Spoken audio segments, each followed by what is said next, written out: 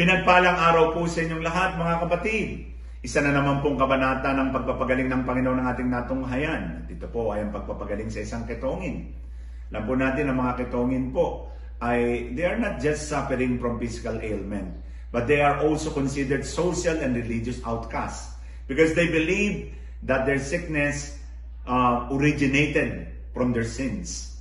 At ang kanilang paniniwala ay it is a punishment from God. It is a curse from God. Kaya naman sila nilalayuan. Pero ganun na po kaya ang tuwa ng isang ketongin nang sabihin ng isang guro, isang maestrong nagpapagaling, isang Mesiyas ang nagsabi sa kanyang, ibig ko, gumaling ka. At hindi lamang po yun. Anong ginawa ng Panginoon? Hinipo pa. Alam po ba ninyo yung paghipo ng Panginoon? It's a very bold action. But because it can render him ritually unclean. Sapagat itong taong ito'y makasalanan, ang paghipo sa kanya at ang paghipo sa ketongin ay magdadala sa kanya sa kasalanan o sabihin natin ritually unclean. Kaya naman po gano'n na lang ang tuwa ng ketongin na siya ay hinipo, pinagaling ng Panginoon. Alam po niyo, there is an element of healing when we touch. Kaya naman po, nung bago po magpandemya, lagi pong hinihipo ko po ang mga may karamdaman. And amazingly, ramdam na ramdam ko po na gumagaling yung mata, gumagaling yung... sapagkat naroon po ang kapangyarihan dun sa paghipo. Kaya sa mga anak po ninyo na may karamdaman, mga nanay, for instance, yung anak mo ay may lagnat, haplos-haplosin mo lang yung buhok. Hilut-hilutin mo ang ulo, mamaya, bababa na yung lagnat. Because as a mother, you have an innate power to heal. Sapagat ang galing yung anak mo sa sinapupunan mo. And because of that, God has given you the power to heal that is already in you nang isilang mo ang batang yan. Subukan mo rin, baka epekto. Kapag ikay gustong humingi ng budget sa asawa mo, haplos-haplosin mo rin yung buhok.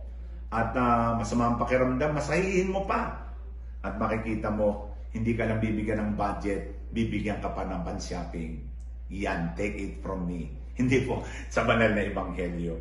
Another message of the Holy Gospel is the service of reconciliation. Hindi lamang pinagaling ng Panginoon yung ketongin, kundi pinanumbalik pa niya ang kanyang relasyon sa kanyang pamilya, sa kanyang komunidad. That he can come back to the community because he is now considered ritually clean. Kaya naman sinabi ng Panginoon, pakita ka sa pare at mag-alay ka ng handog. At kung ano man ang sasabihin sa iyo na pagdadalisay. Just to see for the people that this man or this leper has been healed. So kaganda po noon that we become an instrument of healing, an instrument of oneness, of harmony, rather than an instrument of gossip and bad news. Kaya napakaganda po na tayo maging instrumento ng kagalingan at pagpapalaya ng ating kapwa. Pangatlo is the power of prayer. Kaya dami pong sumusunod sa Panginoon kasi marami po ang gumagaling. At gayon din po, marami pong mga tao ang namangha sa kapangyarihan ng kanyang salita. Na kapag sila'y nakinig ng salita ng Diyos, sila'y nabubuksan ng kanilang mga mata at ang kanilang puso'y nag-aalab sa pag-ibig at tumitindi ang kanilang pananampalataya. Pero hindi may pagpapalit ng Panginoon yung kanyang buhay panalangin.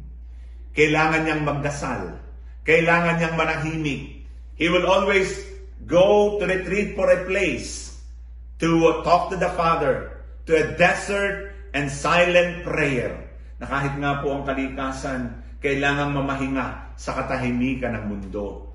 Kaya kailangan po ang ating panalangin at ang ating pamamahinga, ang ating pagdadasal ay magkasama po.